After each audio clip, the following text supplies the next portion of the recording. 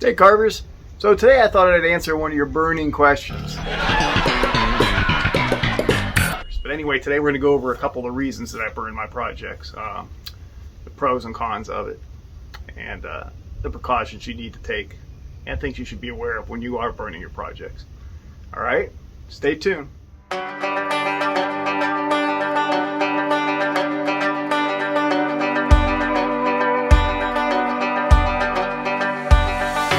So I get asked a lot, why do you burn your projects? So I figured today I'll go over why I burn them, the pros and cons to burning them, things you should look out for, safety precautions, different kinds of gas that I use, different torches.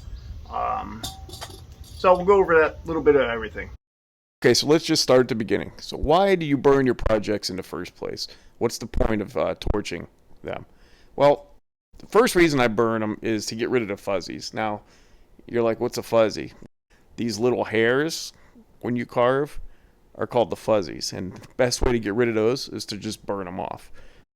So that I could take a wire brush, scrape them all off, and then sand them down smooth. It just gives you a much cleaner finish.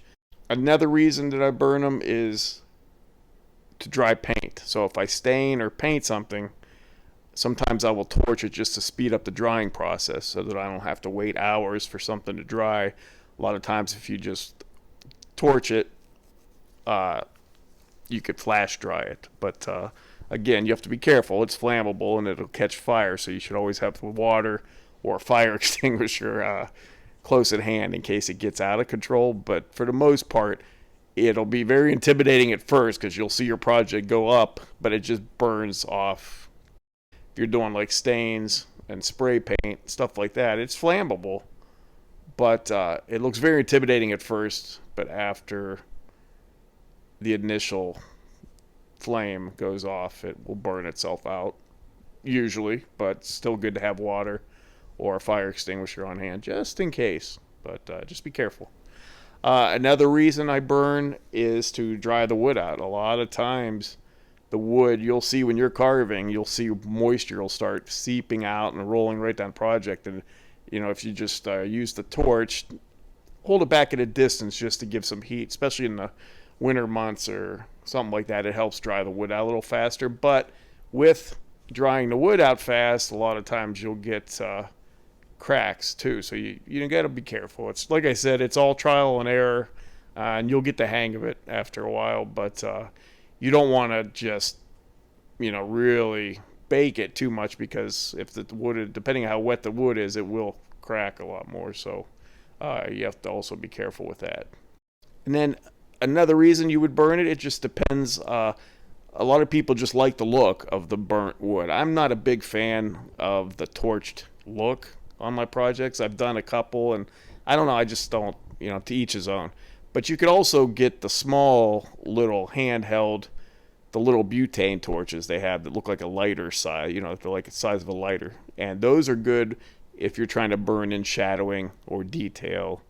To each his own. I personally don't really like the burnt look on natural wood myself. I would rather use stains or paint to achieve that. But, it depends on what you're looking for. Now, as far as the propane tanks go, these 14-ounce canisters, the smaller ones, the only difference between the blue and the yellow is a liquid propane, so it burns a little hotter. But honestly, I don't notice a big enough difference to where it really matters. You could go with either the blue or the yellow. The green are basically the same thing. They all burn the same. Now, if you already have the torch attachment, then the refills are pretty cheap. If you don't already have the torch attachment, you could buy it with the canister. I wouldn't waste my money on the self-igniting clicker torches, because I've had issues with them in the past. It's like you'll sit there clicking for 10 minutes trying to get it to spark. So just go with the little flint handheld lighter thing like that. That works best. I've never had any issues with those. They'll strike a spark every time. Whereas the self-igniting torch, whatever they call them, they're pretty much garbage in your pan. They're expensive and they don't seem to last very long. So just get the normal torch attachment that has the valve where you just turn it, the gas comes out, and you just light it with your uh, self-igniter thing, whatever the heck I'm trying to say here. Now, my favorite torch is the big one. So this is your normal propane tank for like a gas grill, something like that. And then you could buy this flamethrower badass attachment. They're like around $50. You can get them like Home Depot, Lowe's, whatever. But I really like this torch because it cuts the burning time in half, especially for the bigger projects. It's a lot better than trying to use a small torch to burn the project. But like I said, it's basically a flamethrower, so you have to be careful. You don't want to burn your project too long because you don't want it to catch fire, especially the smaller pieces of your project like ears, feathers. If you hold the flame too long, it's going to catch fire, and then you could easily ruin or lose a piece of your project that you spent all that time on. So the bigger torch, you have to be a little more cautious because it's a lot more powerful and the flame comes out a lot bigger and it'll burn a lot faster. So you just have to be really careful with it. But I love it. That's what I use the most. But again, just be careful. The bigger the tank, the bigger the flame, and more dangerous. So just be careful. Make sure you've got a lot of water and fire extinguisher handy. Go on Amazon, spend between $10 and $30 on either a fire extinguisher, or First Alert has these easy fire spray extinguishing aerosol spray cans. They're awesome, and it'll put a fire out like instantly.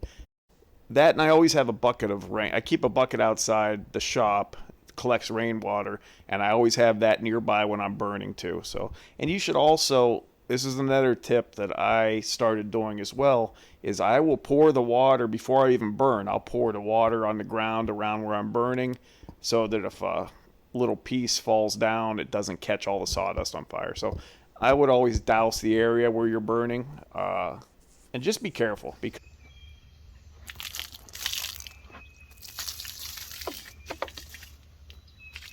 But safety first. You have to be really careful when you're doing. Anytime you're working, always work outside. You know, if you have to burn indoors, make sure it's a well ventilated space, and make sure you have plenty of water on hand in case a fire starts. So that Carver's is just a tip.